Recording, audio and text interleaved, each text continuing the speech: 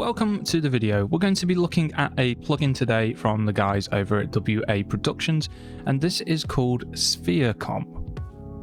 Now, SphereComp is a dual mode compressor, and if you're not sure what that means, it basically means it's a plugin with two different compression modes that we can switch between and work with. When loading the plugin up onto a channel, it automatically uses the regular mode, which utilizes peak compression in order to achieve the results.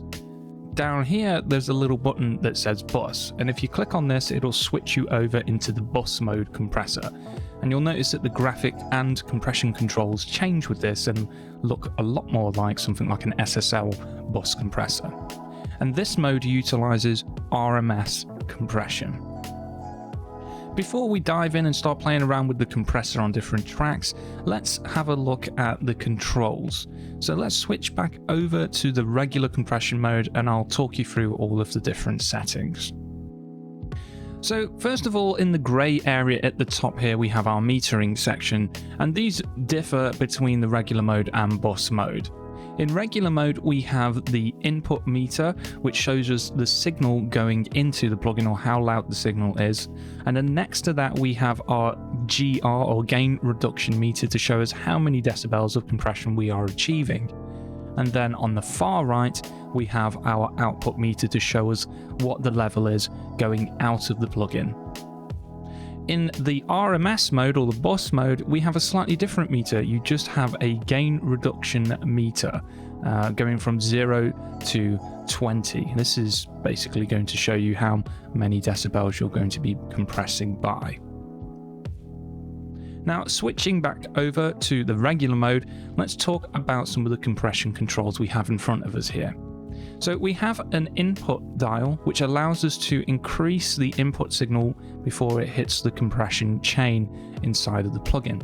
And this is actually one of those dials you will be using quite a bit of, because this plugin does require to drive the signal a little bit more in order to hear some of the other things that are going on under the hood. But I'll talk a little bit more about that later. Next to the input control, we have the threshold control. And for those of you that are not sure how compressors work, I'll try and explain this as simple as possible. So the threshold, imagine it's a high jump and you've got the bar in front of you, and then, you've got the person that tries to run and jump over the bar. So the bar is the threshold, and imagine the person is the peak of a waveform. And if they manage to jump over the bar, then the compressor will grab them by the neck, and depending on how aggressively or how soft you've got the compressor set, it will take that person and it will chuck them back below the bar, smashing them into the floor, gently laying them down. So that's pretty much what a threshold control does. It just makes it easier or harder for peaks to jump up and over it. Next, we have our ratio control, which determines how many dBs basically it's going to be pulling things down by when it gets crosses the threshold. And then next to that, we have our typical output to adjust the level going out of the plugin back into the DAW. So you've already seen what the bus button does. That allows us to switch over to the bus compressor mode, but we also have some controls for attack and release in milliseconds. So attack is basically how long it takes for the compressor to achieve its compression ratio setting. So it'll grab the peak and it will start pulling it down to compress it. This determines how fast or how slow that process is going to be happening. So the quicker you have it, the quicker it's going to pull the peak down. The slower you have it, the more the transient you're going to hear, and the slower it's going to pull it down. And then the release is the opposite of that. The release is how fast or how slow the compression returns to 0 before it does another cycle and starts to compress again. So those are the controls for that. And then next to those, we have our auto gain function, which matches the output volume to the input volume automatically, which is very handy to do if you want to dial in the compression sounds and not be fooled by loudness too much. Moving on towards the bottom of the plugin, in the green area, we have some interesting controls for the sound of the compressor. So we got some extra little flavors here. So the first button is the stereo/mono button, so you can have the compressor working in stereo or in mono. And next to that, we have our punch button. Now, when you engage this causes the compressor to do a bit of parallel processing to add more punch to the signal before it hits the compression stage. So that's quite interesting. And then moving on from that, we have saturate, which pretty much says what it does on the tin. The saturation is just basically a tube style saturator that is added to the signal. And then over next to that, we have the clean button. So what clean does, it tries to make the compressor act and sound as clean as possible. So if you have your punch and saturation modes engaged, it will kind of dial back those settings a little bit to make them sound a bit cleaner, a bit smoother. So we have our sidechain button here, and you'll see that it says left right. So basically what this does is it takes the input signal and it uses the right channel as the detector, and then the left channel is fed into the compressor. Next to that, we have our soft clipping. Now, soft clipping is something that is really good on percussion. You know, a bit of clipping is actually a good thing to do if you've got a good clipper.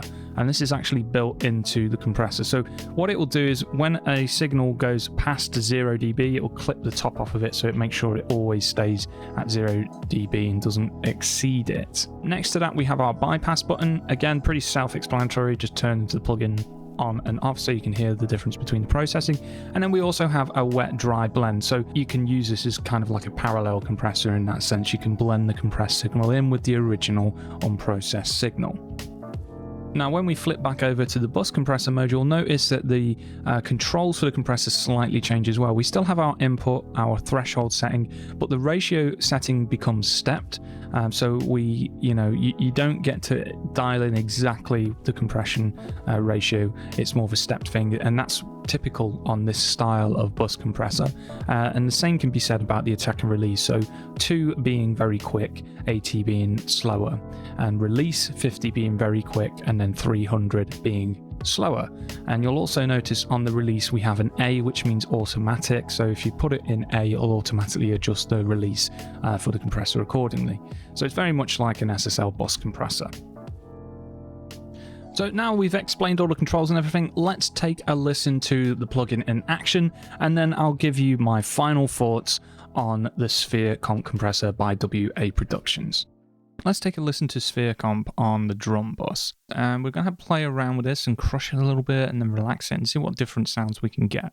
Now, when working with this plugin, you really do need to drive the input and output if you want to get the different flavors, especially when soft clipping is engaged, because this is after the output gain stage. So if you drive the output with this enabled, it's going to drive it more into the clipper to get more of that clipped sound effect. With the input, the more you drive this, the more it's going to cause saturation and punch to the signal.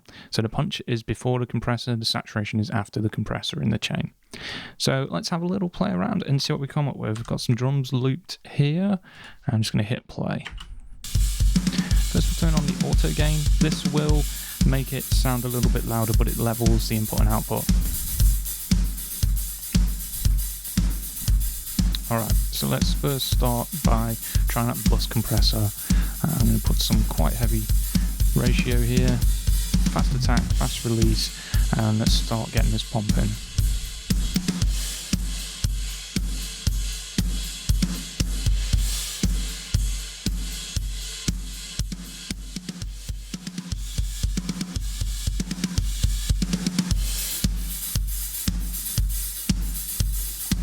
Alright, so let's engage the punch.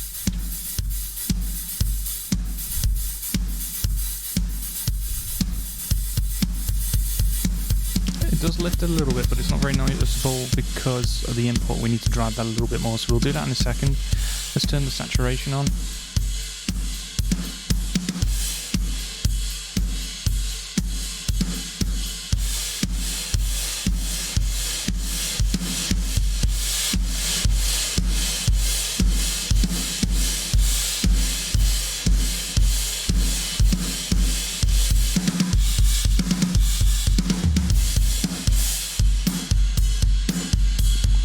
See, we're clipping the meter here. So if I engage the soft clipper, then what this is going to do is trim that output so we're at 0 dB, and then I can drive the output more into the clipper.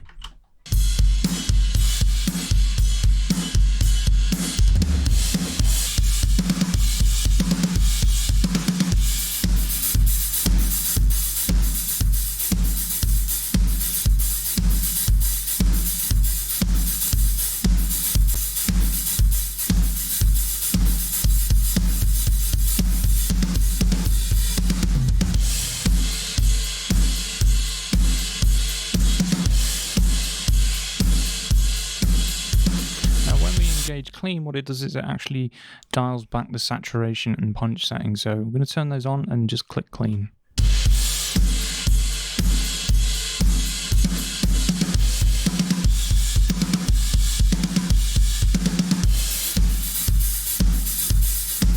So you can get that really big and clipped drum sound using this plugin. Let's try with the regular compressor and dial in a couple of settings as well.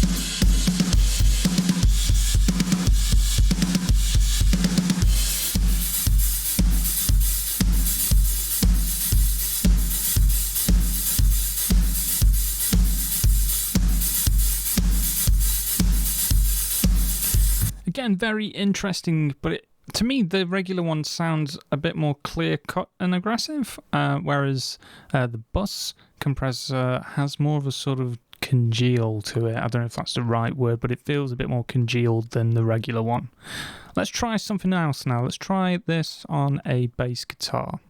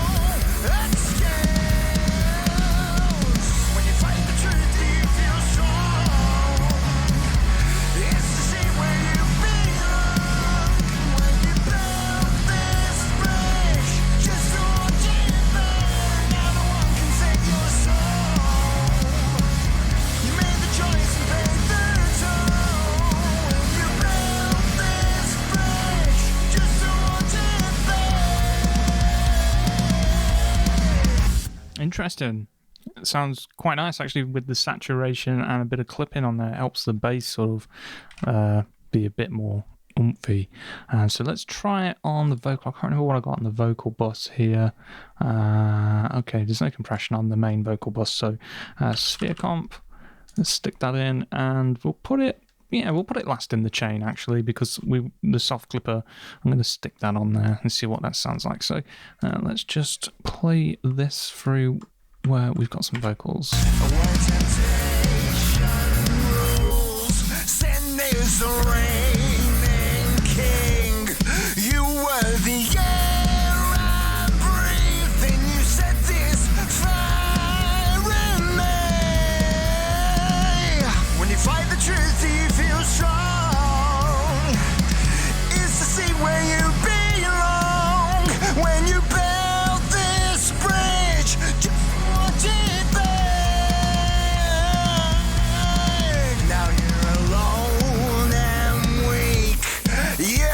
For days gone by, misguided by say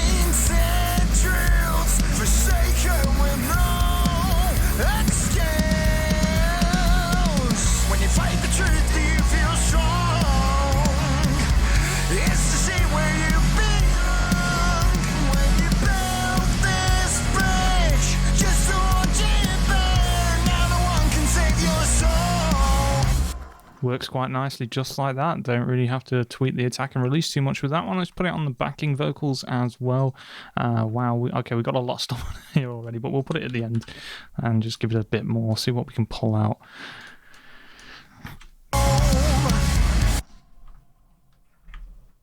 Let's loop this section here. Build this bridge just to watch it burn. Build this bridge just to watch it burn.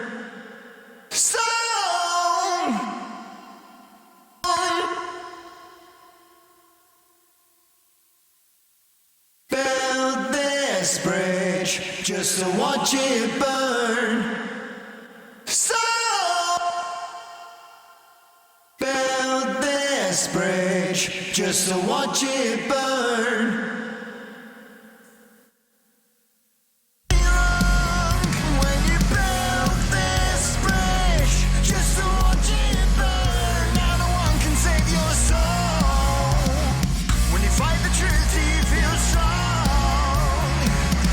It's the seat where you belong. When you build this bridge just to watch it burn. Now you're alone and weak. It's an interesting plugin, this one, because you have the two different modes and they're very dependent on your input and output staging to flavour the sound, which is quite cool. I think you'd get some use out of this if you're working more so on rock, metal, EDM, and even low-end stuff like hip-hop and R&B kind of things where you need to use distortion and clipping on subs and stuff like that to try and give them a sound. So this is actually going to be one of those tools that saves you a lot of time in terms of it being a compressor, especially in your signal chain, and having that ability to blend it as well using the wet dry is pretty useful. Overall, I feel this is a decent plugin, and if you're in the market at the moment and been looking at things like Waves SSL, I would say hold fire and check this one out. It's a reasonably priced plugin. You get two different compressors and they both sound great. And also, unlike things like the Waves SSL, you've got the additional options of driving the signal chain, so you can add more saturation, punch, and you can also use a soft clipper on there as well to really push the signal into it, which is really useful and actually really handy and saves you a lot of messing around if you were to do this with other individual plugins. So definitely worth downloading and trying out a demo. There's a link provided in the description below to take you to the website. Give the demo a try and let me know what you think.